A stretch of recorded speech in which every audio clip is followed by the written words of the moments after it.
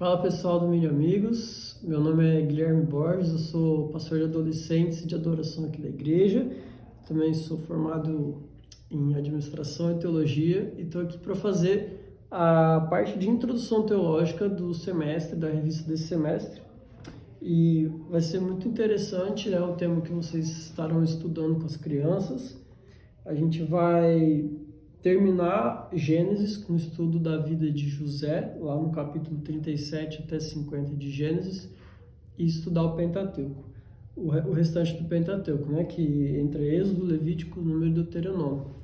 Eu sei que muitas vezes quando a gente vai, e não sei quantos de vocês já passaram por isso, mas toda vez que eu vou fazer meu plano de leitura da Bíblia, a parte de Levítico, Números ali é bravo, é difícil, porque é uma série, parece que uma série de coisas meio que sem sentido para nós. Mas o mais importante para vocês, enquanto professores, é entenderem o contexto e a aplicação de tudo isso que Deus está entregando ao povo, né? Então, rapidamente, no livro de Gênesis, ele é um livro que provê para nós meio que algo fundamental ali a respeito da revelação de Deus, a respeito do propósito de Deus.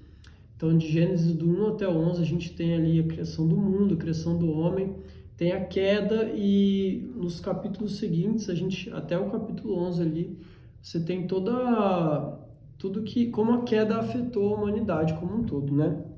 A partir dali, quando entra Abraão, então a gente tem agora a promessa de Deus, a aliança que Deus faz com o seu povo, né?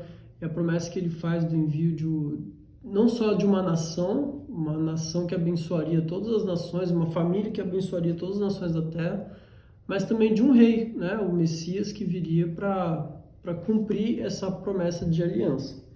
Na história de José ali, a gente tem algo muito interessante de como Deus se relacionou com alguém íntegro, com alguém fiel aos seus mandamentos, e como usou José para ser um grande exponente assim do povo de Deus e da palavra de Deus, né?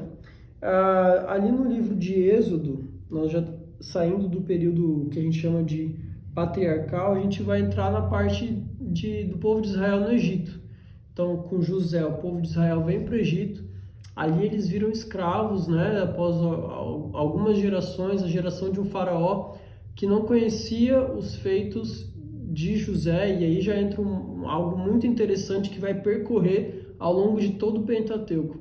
A importância de nós lembrarmos as gerações adiante de nós dos feitos do passado.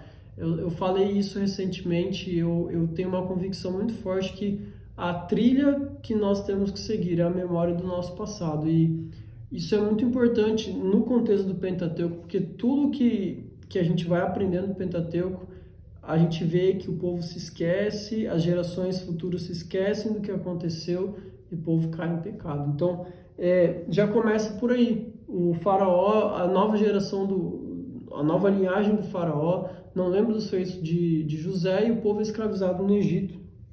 E aí nós temos ali o Egito. O livro de Êxodo em si tem algumas divisões, mas o povo vai passando, concentra ali no começo do aprisionamento do povo. Depois ele fala de como o povo foi liberto do Egito, das pragas, atravessando o Mar Vermelho, chega no Monte Sinai, onde Deus acompanhava eles, guiava eles por meio de uma nuvem, né, e uma coluna de fogo, provendo alimento e tudo mais. E ali, essa parte do livro de Êxodo, principalmente ali dos capítulos 19 a 40, tem Israel recebendo, né, as instruções de Deus, os mandamentos, e na verdade até o livro de Números, assim, passando por Levítico, é uma clara descrição comportamental de como o povo de Israel deveria ser santo.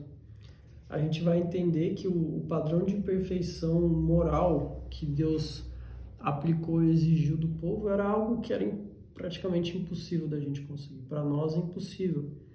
E isso só aponta mais uma vez para o sacrifício de Jesus na cruz, substitutivo por nós, pelos nossos pecados, para que a gente pudesse ter esse padrão de vida santa, né?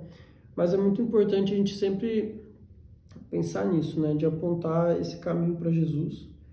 E então, basicamente ali de Êxodo até o capítulo 10 de Números, a gente vai ter, passando principalmente também aqui por Levítico, a gente vai ter esse padrão moral que Deus estabelece, o padrão de santidade, o padrão de culto para o seu povo.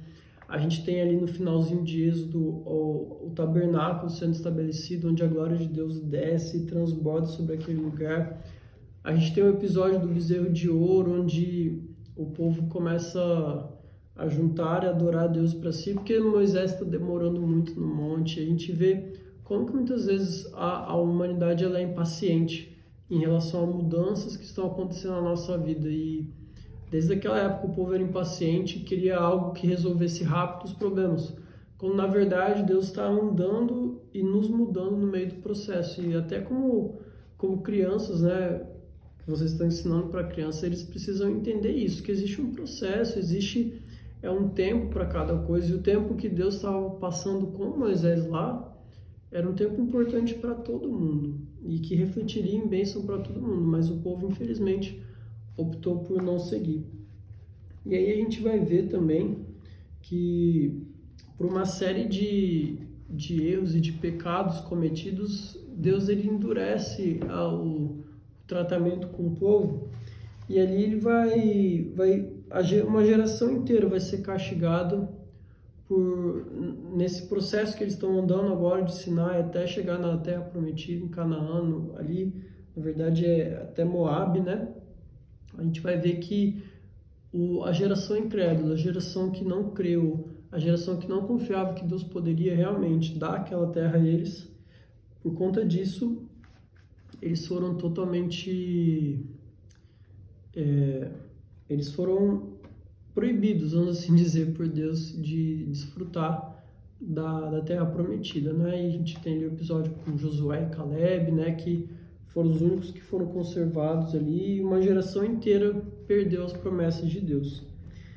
E ali no livro de Números a gente tem um recenseamento, né? 2 recenseamentos do povo. É um livro bem interessante, difícil de ler, mas um livro interessante. E aí finalmente a gente chega em Deuteronômio, que é mais ou menos a despedida de Moisés. Então, se você for ler Deuteronômio, você vai ver que ele recapitula tudo por onde o povo passou, tudo como foi esse processo, e é basicamente aquilo que eu falei no começo. Ele é uma memória, é para o povo não se esquecer de tudo que aconteceu com eles para eles chegarem aonde chegaram. E isso é um processo, no tema do semestre dessa revista, que é Andanças e Mudanças. Toda vez que a gente passa por uma mudança e a gente precisa analisar o que a Bíblia está falando aqui, é preciso que haja uma relembrança das promessas de Deus, dos mandamentos de Deus, para que a gente continue firme no caminho. Então Moisés ali na sua despedida de vida, já chegando no final, ele relembra tudo, os 10 mandamentos, ele relembra como foi a história do povo até eles chegarem aqui onde eles estavam. Então, sem dúvidas, esse é um processo desde José até Moisés, que o povo, que a gente vê aqui no Pentateuco, né, que é o chamado livro da lei, o livro de Moisés, a lei de Moisés. O próprio Jesus cita isso lá no Novo Testamento, o livro de Moisés, a lei de Moisés. Então, é bem provável, é mais provável que sim do que não, que foi Moisés quem escreveu, aí uma curiosidade teológica para vocês. Mas a gente entender que Deus estava soberano em todas essas ações, ele estava no controle de todas as situações, e que nesse processo de andanças e mudanças que a gente passa na vida, inclusive a vida de uma criança, a gente precisa confiar que Deus é soberano, mas que ele exige de nós santidade, compromisso, fidelidade e obediência aos mandamentos dele. Espero que tenha sido proveitoso para vocês. Se possível, leiam o Pentateuco de novo. Eu sei que às vezes é difícil ler uma vez por ano, mas leiam esses livros de novo. Com uma ampliação de entendimento, uma convicção nova, eu acho que vai ser bênção para vocês. Valeu!